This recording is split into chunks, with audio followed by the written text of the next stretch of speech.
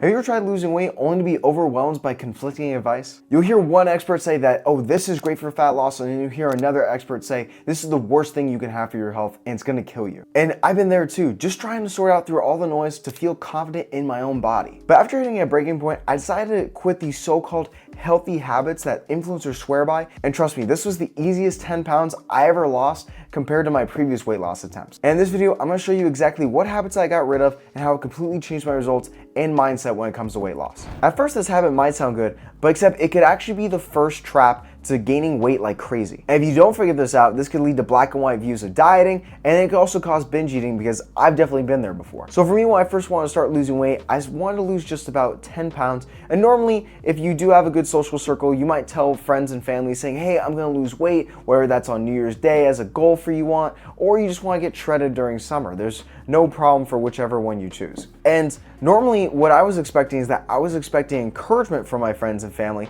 but some of them were giving me very conflicting advice based off what I was doing in my journey. So for example, when I was trying to lose weight in the middle of this time, I was only maybe losing about half a pound a month, which is not as fast as I wanted to. And I was just venting to one of my family members and they said, oh, I know why that you're not losing weight. And I said, okay, why? And they said, because you're having sugar from blueberries. And to be honest, I look at them and I'm a little shocked. I'm like, what do you mean that blueberries are bad for you? Because it has sugar? And you're gonna hear a lot of different people say to you when you're trying to lose weight that you shouldn't have certain grains because that's not what our ancestors had, or you shouldn't have fruit like apples because they have sugar in them, or other things like grapes. But in reality, it's not as bad as people think, and these are the trials that you're gonna go through, especially when you have people that you wanna talk the most to about losing weight. So what can we actually do about this? The easiest thing that you can start doing is following the patterns of what the majority of people actually say. Not influencers, but accept the consensus of what is considered healthy. But there's a clear line of, rather than just focusing on what is healthy for you. I normally am able to answer what diet I can have by answering these 3 questions. 1, what are foods that I typically like? So for example, I like blueberries, I like apples, I like eating bananas, and I'll still have those in my diet because I enjoy eating them. You don't need to completely restrict yourself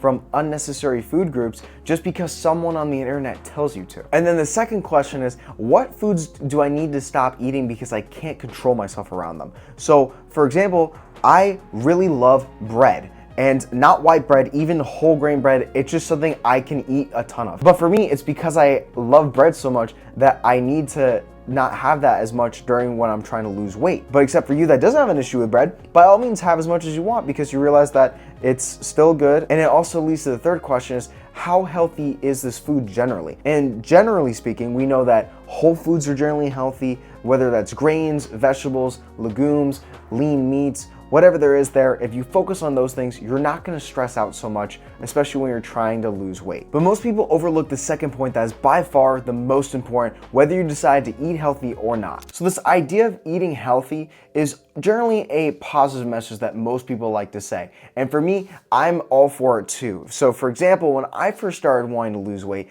I would always want to eat healthy. I actually wouldn't eat out. I wouldn't eat fast food. I wouldn't eat junk food. I wouldn't do a lot of these things. And for me, I was so obsessed that I would actually start learning the habit of cooking when I was at home so I didn't have to eat out. Obviously, one of the big pros is that you're gonna feel a lot better, but I didn't really see the scale go down at all. And because of this, there's this big lie that's saying that, oh, if you just start eating healthier food, that you're gonna start losing weight. But obviously, if you only focus on the types of foods that you're eating, you're just gonna feel more frustrated, especially if you don't see that scale go down, because that's what you want. You wanna start feeling more confident in your body. And this is one of the big myths that I had to overcome when I was trying to lose weight during this time, is that just because that I'm eating healthy does not bypass me just eating as much as I want. So for me, when I realized even though I'm eating all this healthy food and I'm not losing weight, I decided that I have to do a certain method that helped me, which was calorie tracking. And for me, I have made a bunch of videos about this. If you want to check them out, just check out my channel. But I'm a huge proponent of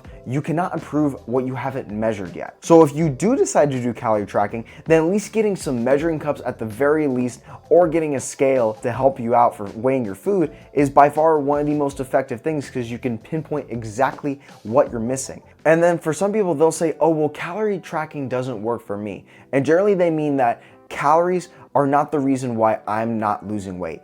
And the harsh reality is that it actually is the truth. And very rarely when people have messed up metabolisms, it's actually just because that you're not calculating accurately. But the more effective thing to do in this case is that instead of trying to force yourself to do more calorie tracking, which most people suck at, like for example, I sucked at for quite a while before I got good at it, you might think, what other approaches are there to this? And don't worry, I got you. If you don't decide to measure your food, whether you use a scale or measuring cups at the very least, then what you could do is that you could use these two other methods that I've also personally used and lost weight with. Some examples could be you focusing on having specific meal plans, so you eat a certain collective amount of foods in certain quantities that you know. So for example, you meal prep throughout the entire week and you just eat those foods and then you're golden.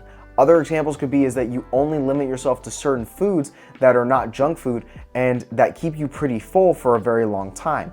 And the last one would be is that it's very popular, but you focus on intermittent fasting, which is just you not having a certain amount of food in a certain time period. And don't overeat healthy foods just because that you think that they're healthy. You still gotta focus on the quantity rather than just the quality of the food. Which then leads us to the third most popular question influencers like to ask everyone: when should you eat? They mention how it works like crazy and how you're able to get single-digit body fat, but truth be told, they're forgetting one important part when it comes to intermittent fasting. And when I focused on doing more of intermittent fasting, I realized I started having this disordered eating and it just wasn't really helping me at all, because I ended up just rebounding all the way back up with the weight that I wanted to lose in the first place. And let me ask you a question. Have you ever had someone that said, oh, I don't eat that much, but they still look the same exact weight, if not even heavier, that they have in the past like 6 months or to a year, but they say that intermittent fasting works for me? One of these friends that I had, he would do a thing where he would only eat one meal a day,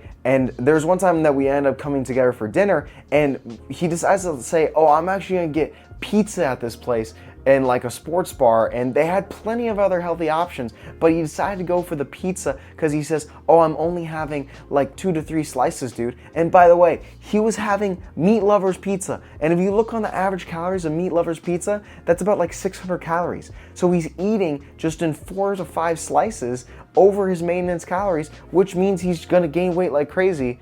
And it only took him maybe an hour to eat all of that. And then this could be even more defeating at the end of the week when you decide to go on the scale and see how much you weigh. You realize that you haven't lost any weight at all, regardless of what time that you ate, because you thought that was so important. Even the same principle lies with the healthy food, is that if you're focusing on just the time of when you eat, you're always going to be screwed. And for me, I realized that intermittent fasting is not some magic bullet that we all have to focus on and that will help us magically lose weight, because I really don't want to focus on what time I have to eat or what time I can't eat. I just want to eat whenever I really am just hungry and I want to have some food, and just honestly having portion control is totally fine. And if you're not controlling what times that you think that you should eat, what is the other alternative? And if you're ever confused, just use this chart that I have right here, which basically tells you a certain body weight, and you could just multiply it by a specific number and you realize how many calories you need to eat throughout the day, and boom, bada bing, bada bam, you are totally fine. And if you realize that you're not losing weight with the number that you multiplied with throughout, like, let's say the next week or two, then you might need to lower them a little bit by, let's say, 100 calories or 200 calories throughout your time. So by focusing on the overall amount of food that you're having rather than just the times that you're eating it, you'll realize that you can now have a lot more clear-cut goals and strategies to start losing weight faster. And speaking of weight in general, most people generally like using a scale, and using a scale can be one of the toughest things that you can use when you're on your weight loss journey if you don't use it properly. And for me, when I was doing these habits, I realized I was trying to do everything right, but I still didn't see the scale move. I was still eating healthy, I wasn't having overly processed foods, I was going to the gym, and just because I didn't see the scale move, I felt like a failure, and honestly started developing this sense of body dysmorphia and anxiety that I guarantee you most of us feel when we're trying to do all the things correctly, but we're not seeing any results. And one thing that helped me is by reframing how I actually use my scale and focusing it more on what I like to call a compass rather than a landmark. So for a compass is basically something that guides you. It doesn't tell you exactly where you are, but it will give you an indicator of where you're going to be over time. And for the other side, landmarks are basically pieces of where you are in that moment. If you were in Los Angeles, you were in Los Angeles. You're not gonna be anywhere else. So for you, when you're looking at the scale, and if you see that one day, that's a tiny landmark of where you're at. But if you consider all the landmarks throughout the week, so like let's say if you weigh yourself at least 3 times a week, which I personally recommend for my clients to do and also just for myself, because you get a weekly average, and with this weekly average you'll give yourself a compass to see, okay, overall, even though that I was 191 this day and I was 189 this day and maybe like 187 on another day, let's put the average together and see what this actually shows. And then if you see that average, you'll realize, okay, well, I actually lost maybe a pound or half a pound compared to last week or the week before. And that's what we need to start focusing on, because if you focus on the central point of only one day every single day, you're gonna kill yourself over that. And what if you're not losing weight even though you have these weekly averages? Then this is when you start making small adjustments to either your diet or your activity levels, and then you realize that, oh wow, all I need to do was just bump up my walking throughout the day. Let's say I'm walking 8,000 steps and now I'm walking 10,000 steps, and now I'm losing the weight at the pace that I want to. And as soon as I started focusing on the scale as more of a compass rather than a landmark, and also getting rid of all these stupid habits that all the influencers say you have to do, I suddenly start losing weight like crazy, and I was just able to get healthier, happier, and start feeling more confident in my body. And hopefully these are the exact same things for you. By the way, guys, if you're getting any value out of this video, what you could do is that you could easily just click on the link in the description below, where I help you guys out personally with your fat loss goals. So it's completely free. You don't have to worry about paying or anything, just to get us to know each other. If you're interested in that, make sure you click down below and I'll reach out to you personally. And for you, as I've been saying throughout this entire video, just getting rid of these ridiculous habits that you have to do all the time and just focus on the simple habits is what really matters the most. And honestly, you don't even have to do any of these habits as long as you follow this one simple habit throughout your day-to-day life. And if you want to figure out what that habit is, make sure that you check out this video right here, and I'll see you there in a second.